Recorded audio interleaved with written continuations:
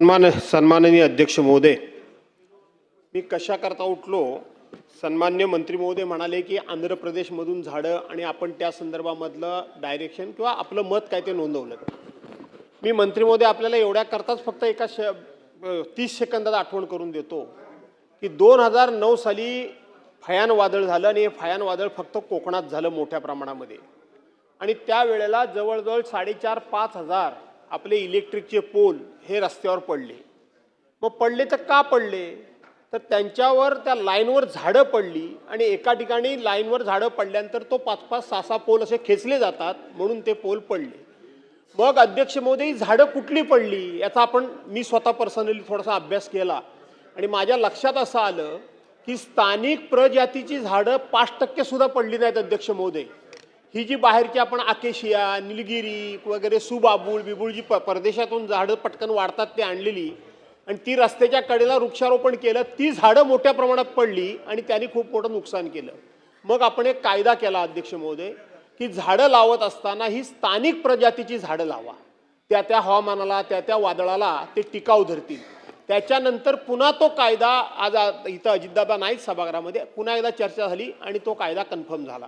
आणि म्हणून माझी विनंती एवढीच आहे की त्या त्या ठिकाणची स्थानिक प्रजातीची झाडं लावा की जेणेकरून ते वादळ येईल, वारा येईल, पाऊस येईल, या सगळ्याला तग धरतात, टिकाव धरतात. अशा प्रकारची माझी विनंती आहे. याचा विचार आपण कराल का? अध्यक्ष महोदय, मी आधीच सन्मान्य भास्करराव जाधव साहेबांनी सांगितले, मी माझ्या उत्तरातच दिले की आपण सूचनाच तशा दिल्या आहेत की त्या त्या विभागामध्ये निसर्ग किंवा तिथल्या नैसर्गिक याला जी झाडं टिकतील अशीच लावली पाहिजेत. शोची झाडं, फॉरेनच्या ज्या काही म्हणजे नुसतं दिसायला चांगल्या वाटणाऱ्या अशा ज्या प्रजातीची झाडं लावू नयेत. उदाहरणार्थ कोकणामध्ये आता अध्यक्ष महोदय आपल्याला माहिती आहे की फणस असेल, जांभळं असतील, ही झाडं टिकतात. ही लगेच पावसाला वगैरे किंवा आंबा पण ही झाडं किती पाऊस आला, किती वारं जरी आलं तरी ही झाडं हे होत नाहीत. कडुलिंबाची झाडं आहेत अध्यक्ष महोदय, ही पण टिकतात कारण त्याची पण वाढ लवकर होती. अशी अनेक आपल्या प्रजाती आहेत ज्या, आणि तसंच आपण सूचना अध्यक्ष महोदय दिल्या. प्रश्न क्रमांक 1, प्रश्न क्रमांक 41,209 राखून ठेवलेला. अध्यक्ष महोदय छापल्याप्रमाणे. अध्यक्ष महोदय, ये बहुत ही इम्पोर्टेंट मैटर अध्यक्ष महोदय. अध्यक्ष महोदय, माइनॉरिटी स्टूडेंट्स की एजुकेशन में बहुत ही ज़्यादा अध्यक्ष महोदय नाइंसाफ़ी हो रही है. अध्यक्ष महोदय, डॉक्टर भीमराव अंबेडकर साहब ने जब कानून बनाया था तो उन्होंने रिजर्वेशन दिया था, और रिजर्वेशन इसलिए दिया था कि अगर दुनिया की दौड़ में एक पहलवान हो और एक दुबला आदमी हो तो पहलवान जीत जाएगा, दुबला आदमी हार जाएगा. तो दुबले आदमी को उन्होंने रिजर्वेशन के जरिए इतनी ताकत दिया कि वो दुनिया की दौड़ में बराबरी कर सके. अध्यक्ष महोदय, जहां महारानी का बेटा पढ़ेगा वहीं मेहतरानी का बेटा भी पढ़ेगा. जब तक ये देश में नहीं होगा अध्यक्ष महोदय, देश विकास की तरफ नहीं जा सकता. अध्यक्ष महोदय, ये सरकार ने खुद सच्चर कमेटी बनाई थी, महमूदुर रहमान कमेटी बनाई थी, और इस कमेटी ने पूरे देश में माइनॉरिटी का जो है सर्वे किया था, और उन्होंने कहा था कि माइनॉरिटी की हालत इस देश में बहुत सारी जगहों पर दलित और आदिवासियों से भी खराब है. अध्यक्ष महोदय, रिजर्वेशन मांगा जा रहा है तो मिल नहीं रहा. अध्यक्ष महोदय, मैं सरकार का सपोर्ट नहीं मिल रहा. अध्यक्ष महोदय, माइनॉरिटी 20% है, जिसमें 13% मुस्लिम माइनॉरिटी है, बाकी दूसरी माइनॉरिटी है. अध्यक्ष महोदय, इस साल का पूरा बजट 8 लाख करोड़ का है, और ये 20% माइनॉरिटी को सिर्फ और सिर्फ जो है 800 करोड़ दिया गया, जो बजट का 0.1% भी नहीं. अध्यक्ष महोदय, ये और उसके बाद जब साल के आखिर में देखा जाता है तो 50% ही खर्च होता है, 50% खर्च ही नहीं होता है. ये भी एक बहुत बड़ी नाइंसाफी है. अध्यक्ष महोदय, मैं सबसे पहले मांग करूंगा कि माइनॉरिटी के साथ इंसाफ किया जाए और कम से कम 10,000 करोड़ उसको बजट में दिया जाए. अध्यक्ष महोदय, अध्यक्ष महोदय, 2024 से 26 और 125 करोड़ स्कॉलरशिप आज तक बाकी पड़ी. अध्यक्ष महोदय, नहीं, आज तक नहीं मिली 2024 से 26 तक की. इस वजह से स्टूडेंट को फीस भरना बहुत मुश्किल हो गया. अध्यक्ष महोदय, मेरा सवाल है कि क्या मंत्री जी बताएंगे कि 2024 और 25, 2025 और 26 में स्कॉलरशिप के लिए जुलाई 2025, दिसंबर 2025 और फरवरी 2026 तीनों अधिवेशन में प्रस्ताव भेजा गया था, और ये जवाब आया है कि फाइनेंस डिपार्टमेंट ने नाम मंजूर कर दिया. यानी इस बजट को नामंजूर क्यों कर दिया अध्यक्ष महोदय? क्या वजह इसकी है? ये वजह क्या माइनॉरिटी के साथ नाइंसाफी नहीं है? अध्यक्ष महोदय, मेरा दूसरा सवाल है अध्यक्ष महोदय, पिछली पेंडिंग स्कॉलरशिप, रनिंग ईयर की स्कॉलरशिप सरकार कब तक देगी? दूसरे, तीसरे, चौथे साल की जिनका एडमिशन हुए, इनके रिन्यूअल की स्कॉलरशिप कब तक देगी? मेरा चौथा सवाल अध्यक्ष महोदय, माइनॉरिटी स्कॉलरशिप, माइनॉरिटी स्कूल को इंफ्रास्ट्रक्चर के लिए 10 लाख रुपए हर साल दिए जाते थे। पूरा का पूरा प्रपोजल मंगा दिया गया, 2025-26 को की ग्रांट आज तक दी नहीं गई उनको। तो अध्यक्ष महोदय, ये वो ग्रांट दी जाएगी कि नहीं दी जाएगी, क्यों नहीं दी जाएगी, और इस साल की भी ग्रांट दी जाए, मैं ये मांग करना चाहता हूं अध्यक्ष महोदय। दूसरा अध्यक्ष महोदय, माइनॉरिटी स्टेटस की सर्टिफिकेट जब से आदरणीय अजीत दादा पवार का इंतकाल हुआ है, उनका देहांत हुआ है, उस वक्त से आज तक रुकी हुई है, वो सर्टिफिकेट नहीं मिल रही है। अध्यक्ष महोदय, मुझे इन सब का बहुत ही क्लियर जवाब चाहिए मंत्री महोदय से। सन्मान्य अध्यक्ष महोदय, आजमी साहेबांनी सांगितल्याप्रमाणे बरोबर आहे, डॉक्टर बाबासाहेब आंबेडकरांनी सर्व समाजाला, जाती घटकांना, अल्पसंख्याकांना त्या ठिकाणी समान संधी मिळावी म्हणून जे काही रिझर्वेशन देऊन विशेषतः विद्यार्थ्यांच्या शिक्षणासाठी जी शिष्यवृत्ती योजना चालू केली, त्या योजनेत 3 वर्षापासनं 23-24ला अर्थसंकल्पीय तरतूद होती 124.60 कोटी, खर्च 124.60 कोटी बरोबर झालेला आहे। त्याचप्रमाणे 24-25 साली 137.16 कोटी, 136.34 कोटी खर्च झालेला आहे। त्याचप्रमाणे 25-26 मध्ये 60.75 एवढी अर्थसंकल्पीय तरतूद होती, त्यापैकी 59.99 कोटी एवढा खर्च त्या ठिकाणी झाला। आणि जे काही शिष्यवृत्ती देण्याचं विद्यार्थ्यांचं आजही बाकी आहे ते सुद्धा खरं आहे की आजही विद्यार्थ्यांची त्या ठिकाणी शिष्यवृत्ती वाचून आजही ओरड होत आहे। तर विभागाने आपण सांगितल्याप्रमाणे विभागानं नाकारलं होतं। शिष्यवृत्तीसाठी 25-26 अखेरपर्यंत जवळपास 200 कोटी निधीची आवश्यकता होती, तथापि 25-26 मध्ये 60 कोटी फक्त त्या ठिकाणी वित्त विभागाकडून मिळालेत। उर्वरित पैशासाठी 25-26 वर्षात तूट येत असल्याने पावसाळी अधिवेशन 25 मध्ये, हिवाळी अधिवेशन 25 व अर्थसंकल्पीय अधिवेशन 26 मध्ये पुरवणी मागणीद्वारे 90 कोटी इतका निधी मिळण्यासाठीचा प्रस्ताव विभागात सादर करण्यात आलेला आहे। तथापि सदाव प्रस्ताव फेटाळण्यात आला, त्यामुळे 25-26 मध्ये 60 कोटी निधी संबंधित वितरित करण्यात आला आणि 26-27 आर्थिक वर्षात 80.76 कोटी इतका निधी अर्थसंकल्पित आहे। त्यापैकी 48.46 कोटी इतका निधी 25/6 आता 25 जून त्या दिवशी शासनाने वितरित करण्यात आलेला आहे।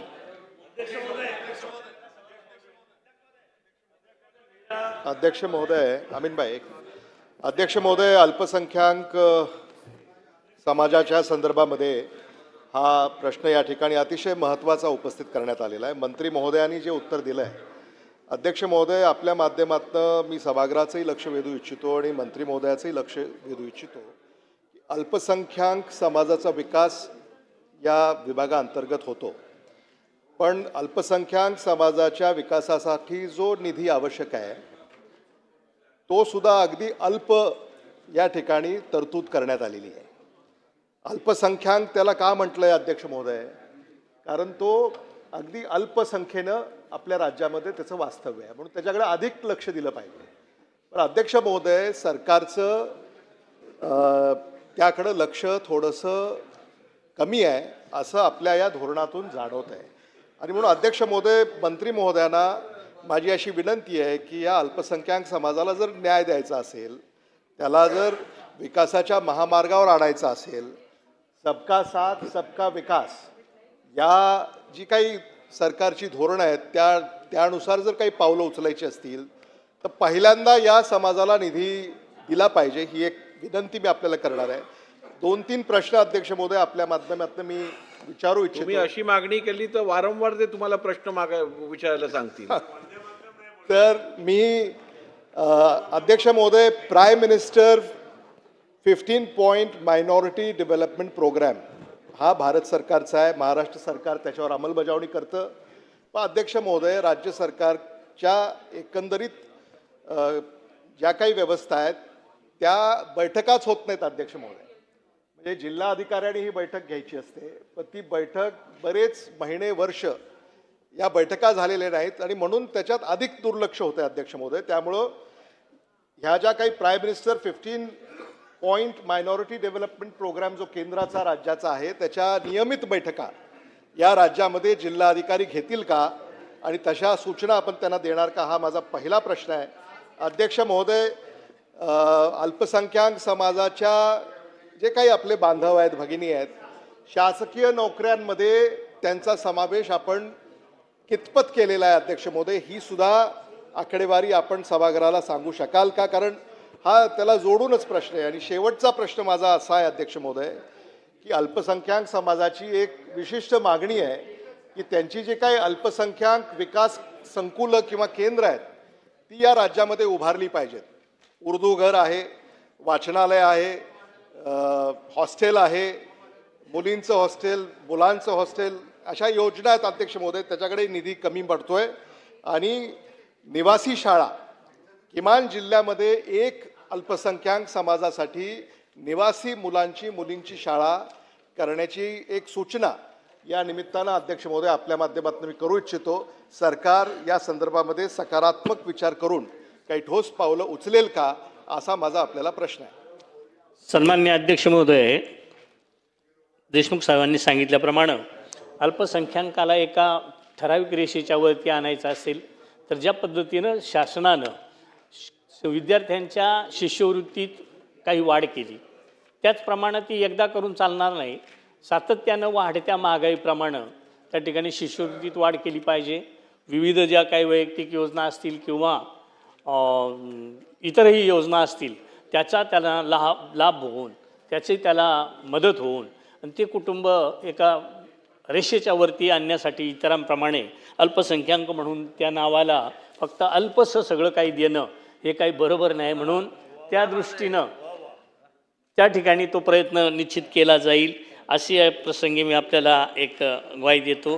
त्याचप्रमाणे जिल्ह्याला उर्दू शाळा किंवा हॉस्टेल जसं इतर सर्व समाजांना त्या ठिकाणी आता नव्यानं आपल्या सरकारनं मागच्या काळात ओबीसीसाठी सुद्धा एक प्रत्येक जिल्ह्याला एक मोठ्यात मोठं मुलामुलींचं हॉस्टेल निर्माण करण्याचं निर्णय घेतला आहे.